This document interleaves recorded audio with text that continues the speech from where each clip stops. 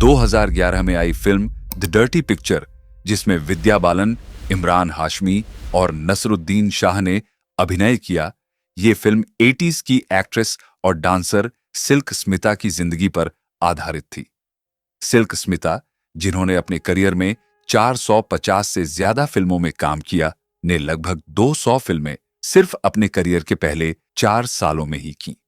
हालांकि film industry ने उन्हें मुख्य रूप से सेक्स सिंबल के तौर पर पेश किया, क्योंकि सेक्स सेल्स का सिद्धांत तब भी काम कर रहा था। विद्या बालन से जब पूछा गया कि फिल्म के सिल्क स्मिता के किरदार में और उनकी असल जिंदगी में क्या फर्क है, तो उन्होंने कहा, मैंने कई बार कहा है कि यह सिल्क स्मिता नहीं है, सिर्फ किरदार का नाम सिल्क है। मैंने बहुत बार कहा कि यह सिल्क स्मिता नहीं है, सिर्फ कैरेक्टर का नाम सिल्क है। हकीकत में the dirty picture film silk Smita की जिंदगी की ट्रेजेडी को केवल सतही तौर पर ही दिखाती है। उनकी असली कहानी बहुत दर्दनाक थी, जिसमें उन्हें एक टाइपकास्ट एक्ट्रेस से लेकर स्लट शेम तक का सामना करना पड़ा। शराब का नशा और व्यक्तिगत जिंदगी के उतार चढ़ाव से जूझते हुए सिल्क ने अपनी जिंदगी का एक बेहद दुखद रास्ता तय किया। आज इस वीडियो में आपको सिल्क स्मिता की असली ट्रेजेडी के बारे में बताऊंगा। गरीबी और संघर्ष ने विजय लक्ष्मी को बचपन से ही जकड़ रखा था। बुनियादी जरूरतों के लिए भी परिवार को संघर्ष करना पड़ा। हालत इतनी खराब थी कि चौथी कक्षा में ही विजय लक्ष्मी को स्कूल छोड़ना पड़ा, क्योंकि फीस भरने के लिए पैसे नहीं थे।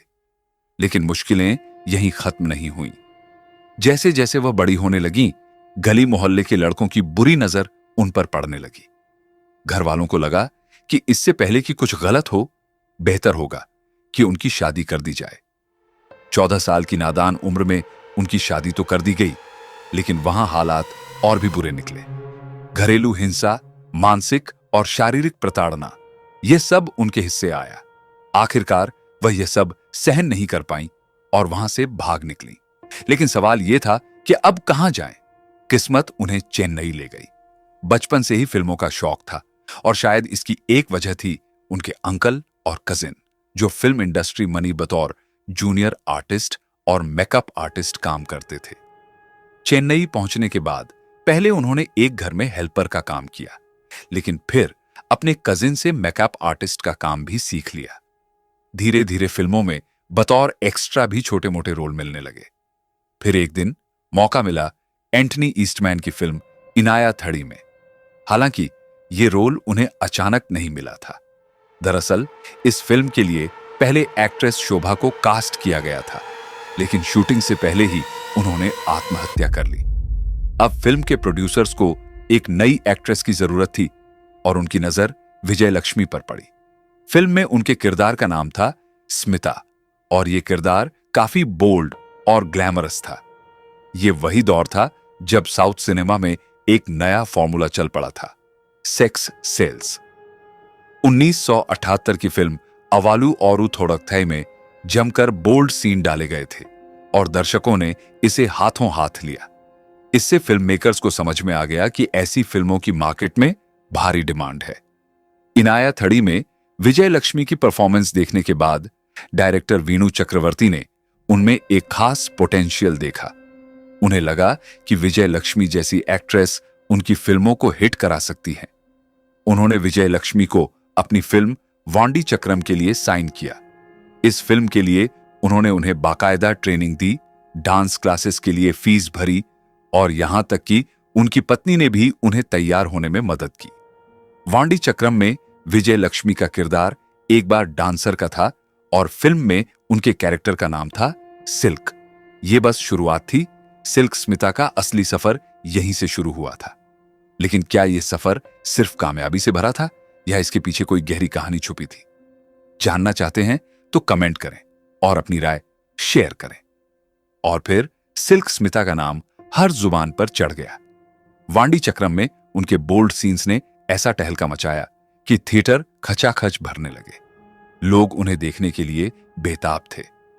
फिल्म के लीड एक्टर शिवा कुमार ने भी शानदार परफॉर्मेंस दी थी, लेकिन असली चर्चा का केंद्र कोई और थी, सिल्क स्मिता। हर कोई उन्हें और देखना चाहता था और यह बात फिल्म मेकर्स ने भी नोटिस की। अब फिल्म इंडस्ट्री में एक नया ट्रेंड शुरू हो गया था। हर डायरेक्टर, हर प्रोड्यूसर सिर्फ एक ही चीज चाहता था, अपनी फिल्म में सिल्क को कास्ट करना। कुछ ने उन्हें अच्छे रोल्स ऑफर किए, लेकिन ज्यादातर सिर्फ एक चीज के लिए बुलाया जाता, आइटम नंबर। क्योंकि अब सभी को पता चल चुका था कि सेक्स सेल्स। हालत यह हो गई कि अगर किसी फिल्म में सिल्क का डांस नंबर नहीं होता तो उसकी रिलीज तक रोक दी जाती। पोस्टर डिजाइन होने लगे जहां सबसे बड़ा चेहरा होता सिल्क स्मिता का, ताकि दर्शकों को दूर से ही पता चल जाए इस फिल्म में सिल्क है। एक बार तो यह भी हुआ कि लोग सिर्फ उनके गाने के लिए टिकट खरीदते। जैसे ही उनका डांस खत्म, वैसे ही दर्शक उठकर थिएटर से बाहर निकल जाते। चलो गाना खत्म, अब निकलते हैं, अगली फिल्म में फिर आएंगे। बस ऑडियंस को सिल्क का वही सेंसुअल डांस चाहिए था। 1982 में उन्हें मुंद्रा मुगम में कास्ट किया गया, और वो भी किसी आम हीरो के साथ नहीं, बल्कि सुपरस्टार रजनीकांत के ऑपोजिट। इस फिल्म में उनके बोल्ड सीन्स ने उन्हें सिंबल ऑफ सेंसुअलिटी बना दिया। अब ये एक फिक्स्ड फॉर्मूला बन चुका था। फिल्म चाहे कितनी भी खराब हो, अगर उसमें सिल्क का एक गाना है तो वो हिट होगी। सिल्वर जुबली जाना तो तय था, और जब डिमांड बढ़ी तो सिल्क ने अपनी कीमत भी बढ़ा दी। कहा जाता है कि उस दौर में वो एक गाने के लिए 5 लाख रुपए चार्ज करती थी, जबकि उस समय 5 लाख में पूरी फिल्म बन जाया करती थी। सोचिए कितनी बड़ी स्टार बन चुकी थी सिल्क। लेकिन क्या यह स्टारडम ही उनकी असली पहचान थी, या फिर इस चमक धमक के पीछे कुछ ऐसा था जो दुनिया से छुपा था? सिल्क स्मिता ने इतने सारे प्रोजेक्ट साइन कर लिए थे कि दिन में 3 से 4 गानों की शूटिंग करना उनके लिए नॉर्मल हो गया था। प्रोड्यूसर्स पैसे कमा रहे थे, थिएटर्स में सीटियां बज रही थीं, और ऑडियंस को सिल्क के ग्लैमर का डोज मिल रहा था। लेकिन इस सब के बीच एक सवाल उठता है, क्या सिल्क वाकई खुश थी? फिल्म फेयर मैगजीन के एक इंटरव्यू में जब उनसे पूछा गया कि क्या वो सिर्फ ग्लैमरस रोल्स में ही स्पेशलाइज करना चाहती हैं, तो सिल्क का जवाब चौंकाने वाला था। उन्होंने कहा कि उनका सपना हमेशा से सावित्री, सुजाता और सरिता जैसी दमदार भूमिकाएं निभाने का था, लेकिन वांडी चक्रम ने उन्हें हमेशा के लिए एक ग्लैमर आइकन बना दिया। इसके बाद उन्हें सिर्फ बोल्ड और सेडेक्टिव किरदारों में ही टाइपकास्ट कर दिया गया। जहां ऑडियंस उनकी बोल्डनेस की दीवानी थी, वहीं मीडिया ने उन्हें लगातार क्रिटिसाइज करना शुरू कर दिया। हर तरफ से यही सुनने को मिलता, सिल्क में कोई टैलेंट नहीं, वो सिर्फ ग्लैमर के लिए फिल्म में होती है। लेकिन क्या यह सच था? अगर ऐसा होता तो 1981 में आई बागथली में उनका शानदार परफॉर्मेंस लोगों को सरप्राइज क्यों करता? इस फिल्म में सिल्क ने एक ऐसी औरत का किरदार निभाया था जिसकी शादी एक बुजुर्ग आदमी से हो जाती है, लेकिन वो किसी और से प्यार कर बैठती है। उसके किरदार में कई लेयर्स थीं।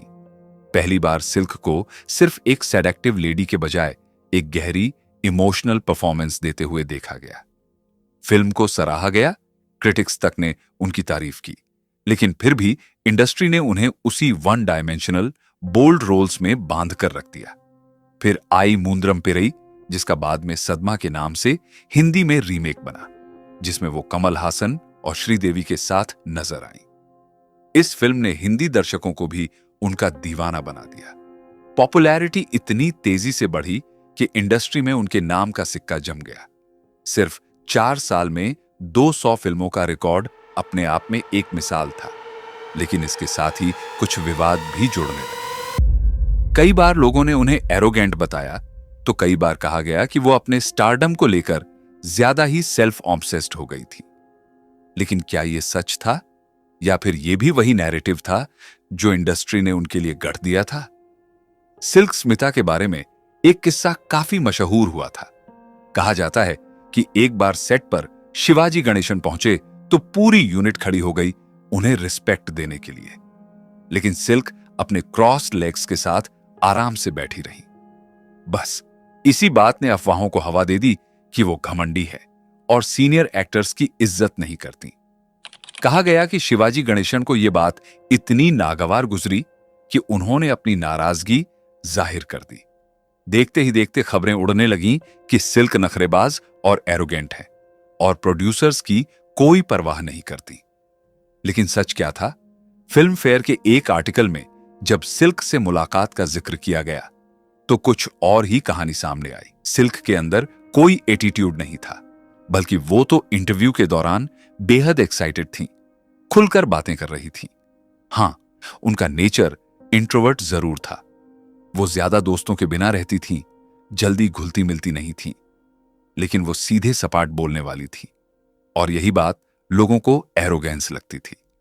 उनका शॉर्ट टेम्पर और बेबाक अंदाज इंडस्ट्री के कई लोगों को पसंद नहीं आता था, क्योंकि ये वो दौर था जब एक्ट्रेसेस से दबकर रहने की उम्मीद की जाती थी। एक और दिलचस्प वाकया तब हुआ जब सिल्क सिंगापुर गईं, एक पब्लिसिटी टूर पर। उनके साथ म्यूजिक डायरेक्टर एस विश्वनाथन और उनका परिवार भी था। सिल्क को स्टेज पर जाने से डर लगता था और उन्होंने साफ कह दिया था कि उनसे डांस करने की उम्मीद ना की जाए। लेकिन जनता ने तो उन्हें सिर्फ एक डांसर के रूप में देखा था। जब वो स्टेज पर आईं, सबको ग्रीट किया और बिना परफॉर्म किए चली गईं, तो दर्शकों का गुस्सा फूट पड़ा। हालात इतने बिगड़ गए कि पुलिस को उन्हें एस्कॉर्ट करके होटल तक पहुंचाना पड़ा। अगले दिन जब सिल्क सोकर उठी तो उन्हें पता चला कि एस विश्वनाथन और उनका परिवार बिना बताए इंडिया लौट चुका था। ये झटका उनके लिए काफी बड़ा था। उन्होंने तुरंत अपने आयोजकों से वापसी की व्यवस्था करने को कहा, लेकिन जैसे ही वो एयरपोर्ट पहुंची, सीबीआई के 6 अफसर वहां मौजूद थे। उन्हें रोका गया, उनके सामान की तलाशी ली गई और पूछताछ हुई। कुछ नहीं मिला तो सीबीआई ने माफी मांगी और कहा कि उन्हें जानकारी मिली थी कि सिल्क कुछ अवैध स्मगलिंग कर रही थी। अब सवाल उठता है, आखिर ये फेक न्यूज किसने फैलाई? क्या ये बदले की कोई चाल थी? सिल्क ने बहुत कम समय में जो स्टारडम हासिल किया था, उसके साथ क्रिटिसिज्म भी आया। मीडिया ने उनके कैरेक्टर को वल्गर कहकर उन पर हमला बोला। कई कंजर्वेटिव ग्रुप्स ने उनके खिलाफ प्रोटेस्ट किए, उन्हें बैन करने की मांग उठाई। कहा गया कि सिल्क की मौजूदगी समाज पर गलत असर डाल रही है। राइटर पॉल जजिया ने भी कहा था कि सिल्क एक सेक्सुअल फैंटेसी बन चुकी थी। लेकिन असल सवाल यह है, क्या गलती देखने वालों की नजरों में नहीं थी? इस बीच इंडस्ट्री में भी कई लोग सिल्क की पॉपुलैरिटी से इनसिक्योर हो गए थे। लोग फिल्म देखने नहीं, बल्कि सिर्फ सिल्क को देखने थिएटर पहुंचते थे। इंडस्ट्री पहले भी मेल डोमिनेटेड थी और आज भी है, लेकिन तब एक अकेली महिला का इतना बड़ा स्टार बन जाना कई लोगों को खटकने लगा था। सिल्क को हर दूसरे प्रोड्यूसर के साथ लिंकअप किया गया। कहा गया कि इंडस्ट्री के बड़े नाम सिर्फ उनका इस्तेमाल करते और फिर उन्हें अकेला छोड़ देते। इसने सिल्क को भीतर से तोड़कर रख दिया। आखिर कौन अकेले रहना चाहता है? उनका नाम रजनीकांत के साथ भी जुड़ा और यह बात लोगों के लिए किसी बड़े शौक से कम नहीं थी। यहां तक कि जब फिल्म द डर्टी पिक्चर आई तो नसीरुद्दीन शाह का किरदार रजनीकांत से इंस्पायर्ड बताया जाने लगा। अब सवाल उठता है, क्या इंडस्ट्री वाकई सिल्क को अपनाने के लिए तैयार थी, या फिर वो बस उन्हें एक सेक्स सिंबल के तौर पर इस्तेमाल कर रही थी? आपका क्या कहना है? कमेंट करके अपनी राय जरूर बताएं। रजनीकांत के फैंस के बीच जब एक फिल्म में उनके बारे में कुछ गलत दिखाने की बात हुई तो एक उथल पुथल मच गई थी। एक फैन ने तो यहां तक कह दिया था कि अगर रजनीकांत के बारे में कुछ भी गलत हुआ तो वो वायलेंस का रास्ता अपनाएंगे। इस धमकी के बाद फिल्म के प्रोड्यूसर्स को सामने आकर यह स्पष्ट करना पड़ा कि ऐसा कुछ भी नहीं होगा। शायद सिल्क स्मिता की पर्सनल लाइफ में कई ऐसे नाम थे जिनका खुलासा होता तो कई लोग एक्सपोज हो जाते। इसी वजह से विद्या बालन ने भी साफ तौर पर कह दिया था, मैंने बहुत बार कहा कि ये सिल्क स्मिता नहीं है, सिर्फ कैरेक्टर का नाम सिल्क है। सिल्क स्मिता के बारे में कई अटकलें थीं। उनके बारे में यह भी कहा जाता था कि उनका नाम उनके मेंटर वीणु चक्रवर्ती के साथ जोड़ा गया था और कुछ लोग राजेश खन्ना के साथ भी उनका नाम जोड़ते थे। लेकिन ये सब केवल अफवाहें थीं जिनका कोई ठोस सबूत नहीं था। लोग कह रहे थे कि सिल्क के कई अफेयर्स थे और कुछ तो उन्हें पॉलिटिशियंस के साथ भी जोड़ रहे थे। हालांकि सिल्क ने खुद एक इंटरव्यू में यह बताया था कि वो प्यार की तलाश में थी और एक ऐसा पार्टनर चाहती थी जो उन्हें अपना बनाए। लेकिन दुर्भाग्य से लोग सिल्क को केवल एक वस्तु की तरह देखने लगे और शायद इसीलिए कोई भी उन्हें अपनाना नहीं चाहता था, जो आखिरकार उन्हें गहरे डिप्रेशन में ले गया। उनकी बातों से यह साफ होता था कि वो एक अनहेल्दी रिलेशनशिप में थी और उस रिश्ते में इमोशनल डिपेंडेंसी ने उन्हें इतना कमजोर बना दिया था कि वह सिर्फ दुख सहन करती जा रही थी। 90 के दशक तक आते आते सिल्क ने खुद को इतना व्यस्त कर लिया था कि उनका शेड्यूल इतना टाइट हो गया था कि वे मुश्किल से उसे फॉलो कर पा रही थी। इस बीच प्रोड्यूसर्स ने नए चेहरों को कास्ट करना शुरू कर दिया था, जो उनसे ज्यादा काम करने के लिए तैयार थे, और वो भी कम पैसों में। प्रोड्यूसर्स ने यह भी कहा कि अब तक दर्शक सिल्क का सब कुछ देख चुके थे और इसलिए वे उनके साथ काम करने में रुचि नहीं रखते थे। सिल्क ने खुद कई बार इंटरव्यू में कहा था कि वह टाइपकास्ट होने के कारण थक चुकी थी और यही वजह थी कि उन्होंने 90 के दशक में प्रोड्यूसर बनने का फैसला किया। उन्होंने अपनी production company silk and Smita combine से 5 फिल्में प्रोड्यूस की, लेकिन अफसोस कि वो फिल्में बॉक्स ऑफिस पर कुछ खास प्रदर्शन नहीं कर पाई। सिल्क ने अपने करियर में बहुत संघर्ष किया, लेकिन अंत में उसे वो पहचान नहीं मिल पाई जिसकी वह हकदार थी। सिल्क स्मिता की जिंदगी के आखिरी दिन बेहद दर्दनाक थे। मीडिया ने उनकी फिल्मों और उनके काम को इतना बैश किया कि वह और भी ज्यादा अकेला और आइसोलेटेड महसूस करने लगी। इस दौरान उन्होंने एक बोतल को अपना सॉल्यूशन बना लिया और शराब के एडिक्शन में डूबने लगी। 22 सितंबर 1996 की सुबह सिल्क ने एक फिल्म की शूटिंग खत्म की और होटल के कमरे में पहुंचकर अपनी दोस्त एक्ट्रेस अनुराधा को फोन किया। उसने कहा, मुझे तुमसे कुछ बात करनी है, कुछ ऐसा जो मुझे बहुत डिस्टर्ब कर रहा है। लेकिन अगले दिन जब सुबह हुई तो सिल्क स्मिता अपने कमरे में मृत पाई गई। फिल्म इंडस्ट्री शॉक में थी। जब सिल्क के जाने के बाद पत्रकार सुशील राव ने अपने ब्लॉग में लिखा तो उन्होंने बताया कि सिल्क के निधन के 10 दिन पहले उन्होंने उनका इंटरव्यू लिया था। उस दौरान वह बेहद विनम्र और सहज थी। सिल्क ने उनसे कहा था कि वह शादी तभी करेंगी जब अपने नाम पर 1 करोड़ रुपए का फिक्स डिपॉजिट करवा लेंगी, ताकि वह और उनके होने वाले बच्चे सुरक्षित महसूस कर सकें। सिल्क जानती थीं कि उम्र बढ़ रही थी और एक दिन काम मिलना बंद हो जाएगा।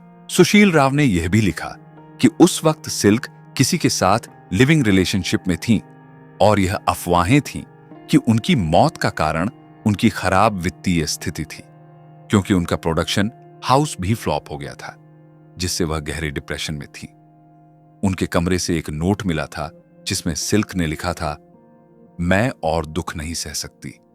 मैंने बहुत कोशिश की, लेकिन लोगों ने मुझे धोखा दिया और मैं अब थक चुकी हूं। कुछ अखबारों ने इस नोट को डिकोड किया और लिखा कि यह शब्द थे, प्यार बाबू में मिला था। मुझे लगा था बाबू मुझे धोखा नहीं देंगे, लेकिन वह भी मुझे छोड़ गए। अब सवाल यह उठता है कि यह बाबू कौन था? रूमर्स के मुताबिक यह डॉक्टर राधा कृष्ण थे, जिनके साथ वह लिविंग रिलेशनशिप में थी। एक और रिपोर्ट में कहा गया कि सिल्क ने अपनी सारी कमाई, जो लगभग 4 करोड़ थी, अपने प्रोडक्शन हाउस में लगा दी थी। उनके लिविंग पार्टनर ने उनसे कहा था कि पैसे खर्च करो, लेकिन बाद में सब कुछ खोने के बाद और धोखा मिलने के बाद सिल्क ने महसूस किया कि उनके लिए सब खत्म हो चुका था। उनकी मौत आज भी एक मिस्ट्री बनी हुई है और शायद हमें कभी इसका सही जवाब नहीं मिलेगा। सिल्क स्मिता का कहना था, फिल्में 3 चीजों से चलती हैं, एंटरटेनमेंट, एंटरटेनमेंट और एंटरटेनमेंट, और मैं एंटरटेनमेंट हूं। सिल्क के जाने के कई सालों बाद भी उनका प्रभाव सिनेमा पर बना हुआ है, जो एक काली हकीकत को सामने लाता है। सिनेमा में औरतों को सिर्फ लस्ट की वस्तु समझा जाता है, जिसे प्रोड्यूसर्स इस्तेमाल करते हैं और दर्शक उसे थिएटर में एंजॉय करते हैं, लेकिन घर लौटकर उसी एक्ट्रेस को जज करते हैं। अगर वीडियो पसंद आई हो तो लाइक करना मत भूलना। हम जल्द मिलते हैं अगली वीडियो में। तब तक के लिए टेक केयर और वीडियो को लाइक, शेयर और सब्सक्राइब करना मत भूलना।